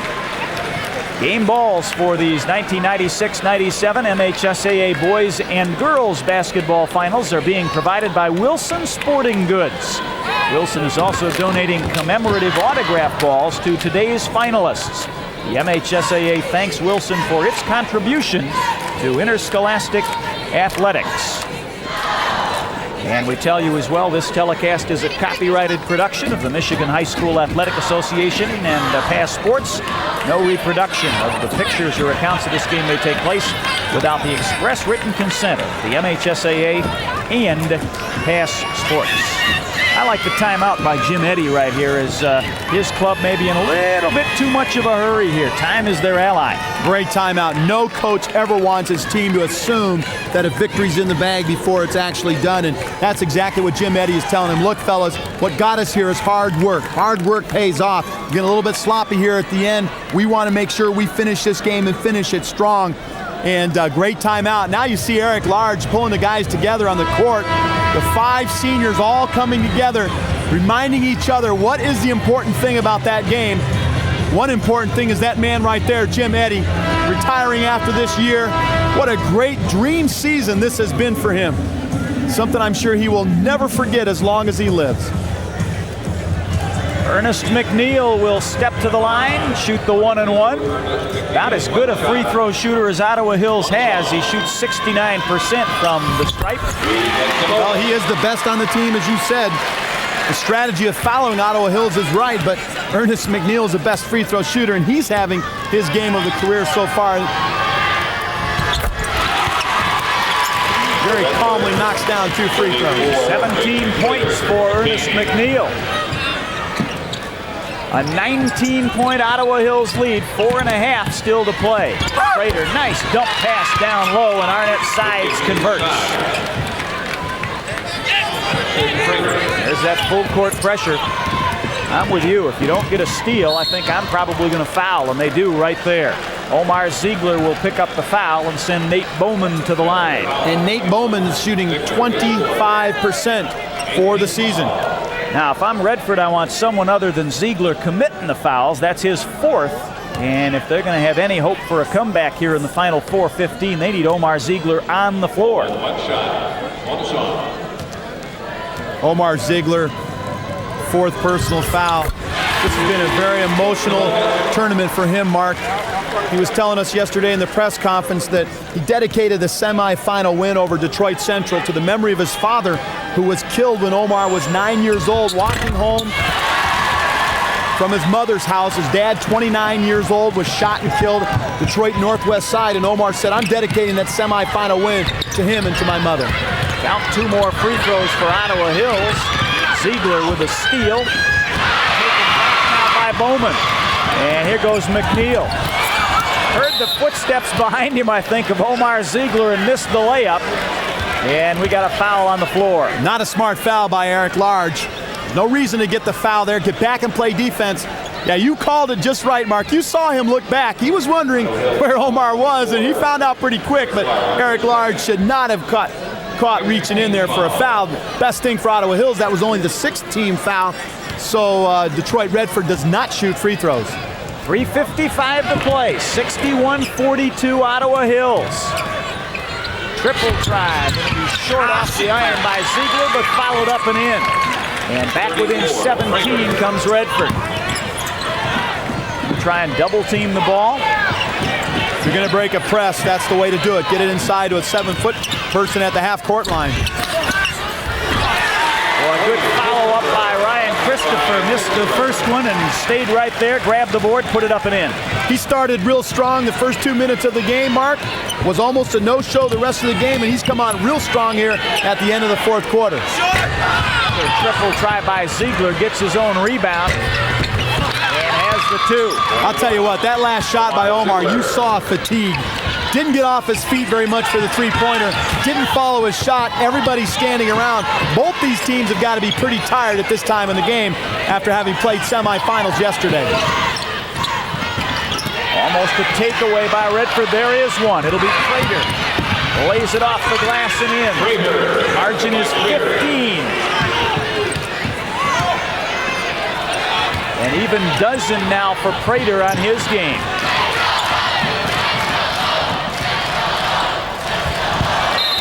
Oh, turnover right in front of us, and just a little too casual maybe. Nate Bowman doesn't catch the basketball.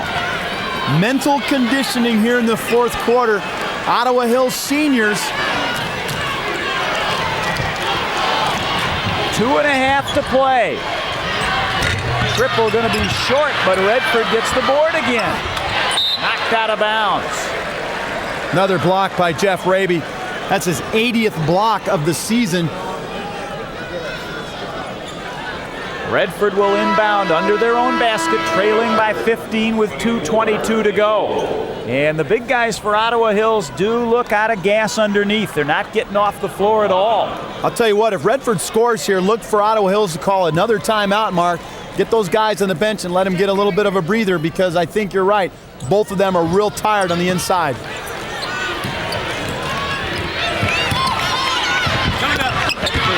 The short jumper doesn't go, and Christopher high for the board. Ottawa Hills would love to work some clock here. Well, I thought they'd love to work some clock, so much for that theory. Eric Large didn't want to work any clock, did he?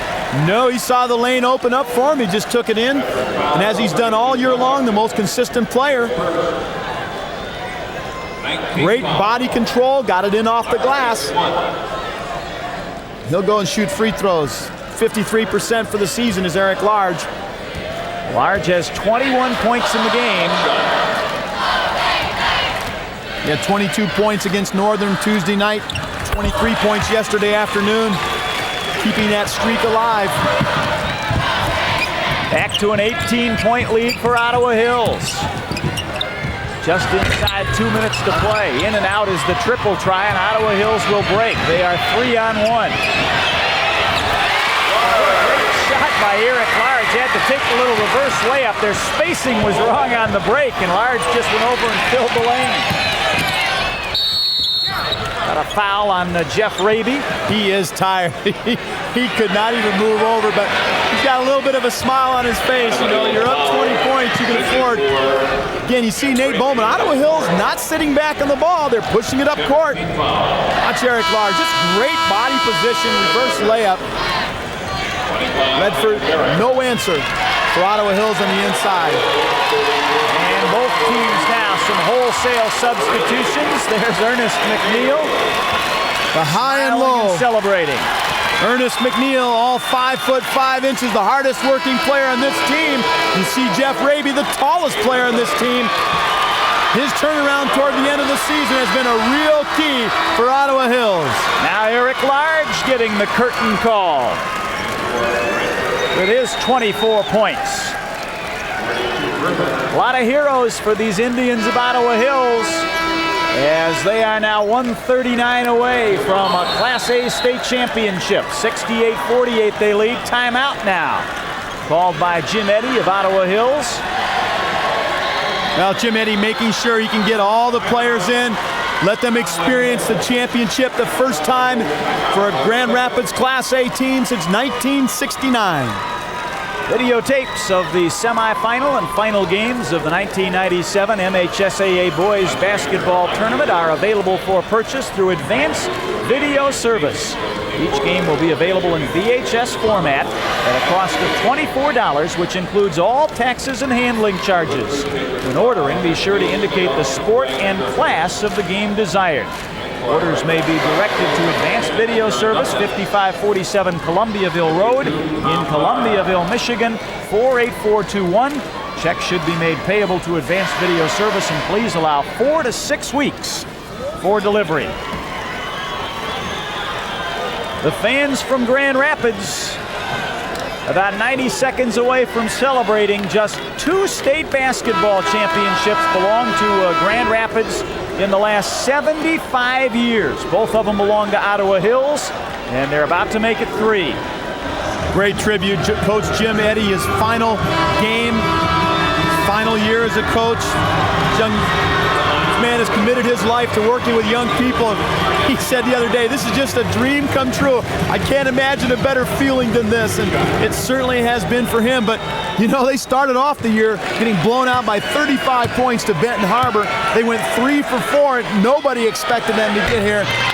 But all Jim Eaddy said is, fellas, hard work will pay off, and it certainly has for Ottawa Hills. You know, it's not just Grand Rapids that hasn't seen a state basketball title in Class A for a long while. Really, the west side of the state has seen a drought of a couple of decades here. And so Grand Rapids, representing that whole west side of the state, Flint and Detroit have dominated the Class A ranks in the 80s and 90s. A little bit of a problem substituting. Jim Eaddy didn't get him in time. You cannot sub after the timeout. officials are making them sit on the sideline. That's the correct call. They can sub after the free throw, but not at this time. Well, now the scoring table calling the officials over, and I think maybe somebody in the ball game who should not be in the game, perhaps. A little bit of an awkward delay in the celebration for Ottawa Hills, but nevertheless, it's important to get all these guys in. Haven't had a whole lot of chances to play during the season, but have worked awfully hard in practices. Jim Eaddy wants to make sure every one of them get a chance to play in a state championship game. Well, now Ryan Christopher, the 6'9" senior, will sit back down. Checking back in, Tom Barr. On the floor for Redford, Sides, Muhammad, Barrett, Griffin.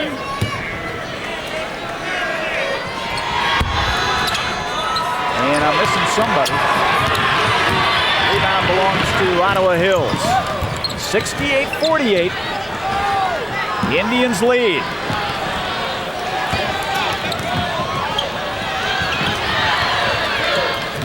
It's almost a new game for both these teams on the court. You got all the guys in off the bench. They're playing their own little private game with a minute and a half to go.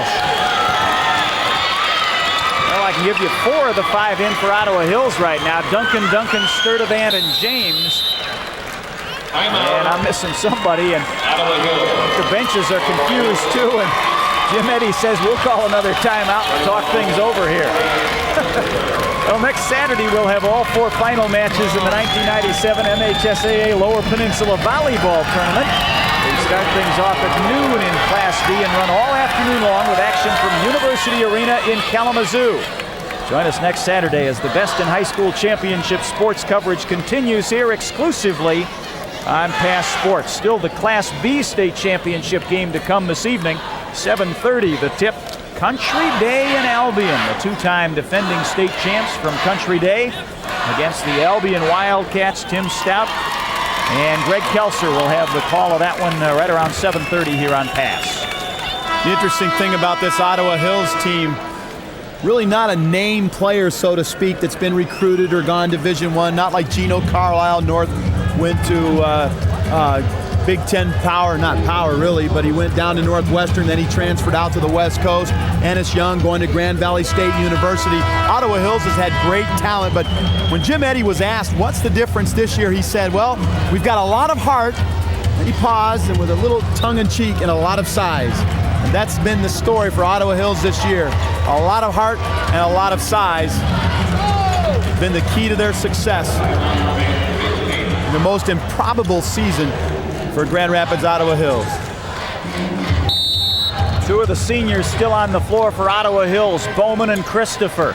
And Christopher takes the inbounds pass from Bowman, tries to dump it inside to a teammate, and that's going to do it. Curtain call now for Nate Bowman and Ryan Christopher.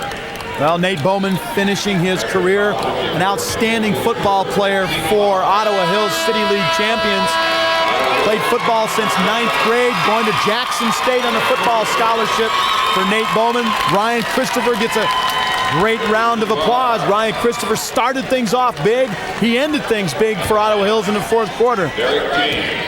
You know, this young man right there was benched. Ryan Christopher was benched for 3 games during the year, Mark, and Coach Eaddy sent him a message and said, look, Ryan, you either decide to play or you're not going to get into the game. And Ryan sat there for 3 games and wondered and fought and decided, you know, it's worth working hard for, and this young man comes in and helps lead them to a state championship. Eric James at the line leaves that one short of the iron. And so Redford will inbound. 1:04 to play, Class A state championship game. 68-48. Back on the floor comes Ernest McNeil. Well, I thought we had seen the last of Ernest McNeil on the floor. Well, he is the hardest working player. I don't think he can stand sitting on the bench.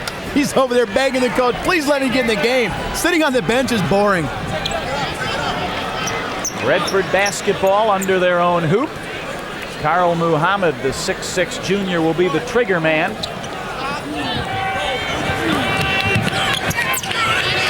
That's McCain. Misfires on the triple try, and the board belongs to John Duncan. Got to give a lot of credit to this Detroit Redford team also, Mark. 19-6 for the year. First time ever in school history they've been to the semifinals and finals. Derek McDowell, the coach, making some great adjustments toward the end of the year. They've had an improbable year. Second in the league in the public school league in the West Division. But outstanding representation for Redford. The Huskies, very young team, Mark. Remember, only 2 seniors on this whole squad. You're right. You never know what you'll see next year. Omar Ziegler, only a junior. Jason Praler, the lone senior for Detroit Redford. I'm not sure we've seen the last of this Redford team.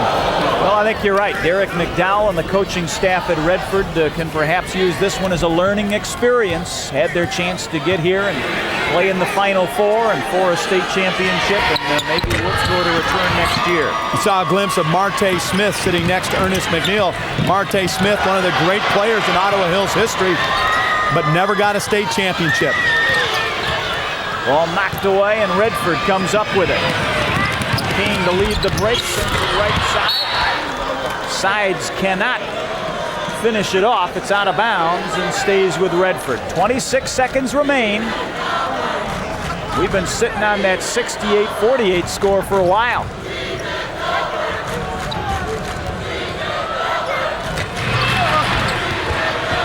Jumper off the mark, but right back in the hands of Redford. Quickly try left wing.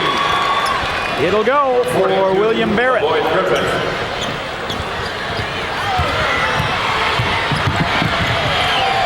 Public address announcer says that was Lavoy Griffin, but on my roster at least it's not. Final seconds here, the horn will sound, and this one's history. The last bucket did not count.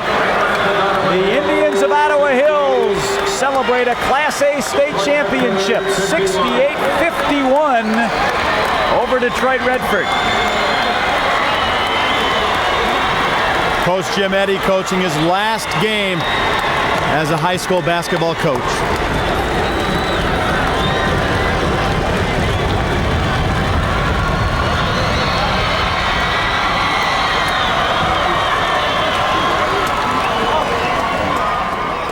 Ladies and gentlemen, before the presentation of the championship trophy and the medals, let's acknowledge these 2 fine teams for their achievements this year and their play here today.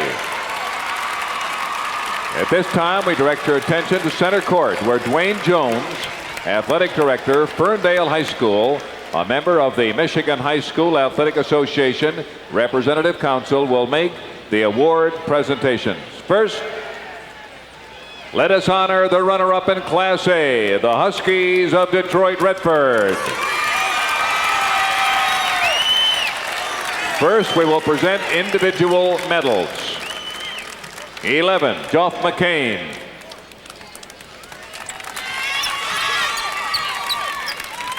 15, Ken Tinsley. 21, Omar Ziegler.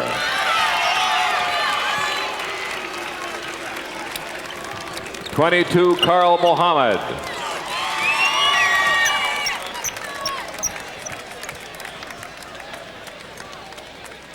24, Don DeVoe. 42, Lavoy Griffin. 32, Jason Washington. 33, Tarvaris Lawler.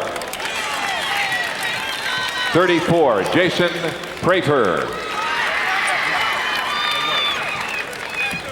40, Monte Tucker. 25, William Barrett. 44, Aaron Watts. 50, Gino Jones. 52, Arnett Sides. 54, Nolan Kimball.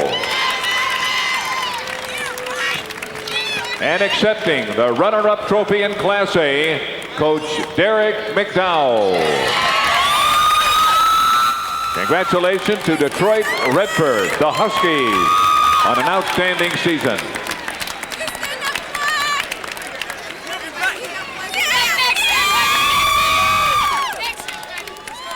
And now, for the 1997 Michigan High School Athletic Association Class A champions, the Indians of Grand Rapids, Ottawa Hills. First, we will present the individual medals. Number 4, Colin Christopher.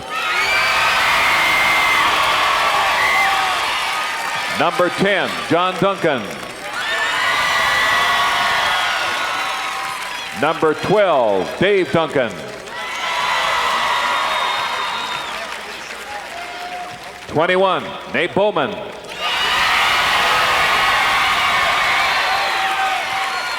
22, Ernest McNeil. 24, Eric Large. 25, Bilal Mohammed. 32, Adam Sturdivant. 34, L.J. Parker. 40, Ryan Christopher. 42, Derek James. 52, Tom Barr. 54, Jeff Raby. And 44, Ian Young. And accepting the championship trophy, Coach Jim Eaddy. Coach Eaddy and the Indians are Class A champions, and stay with us. One of your network sponsors is Farm Bureau Insurance.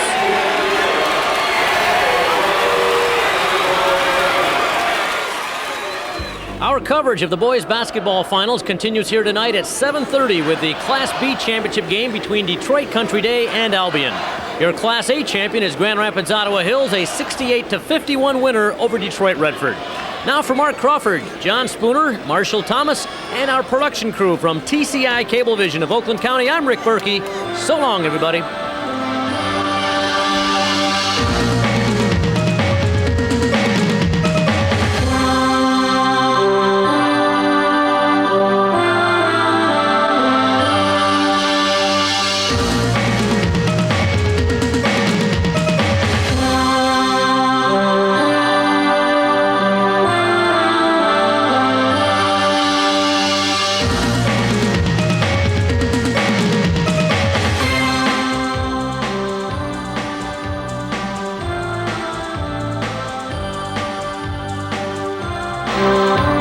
The MHSAA On Pass is presented by Farm Bureau Insurance, proud sponsor of the MHSAA Scholar Athlete Award, and by the United Dairy Industry of Michigan, promoting healthy eating habits through the Sports Nutrition Award Program.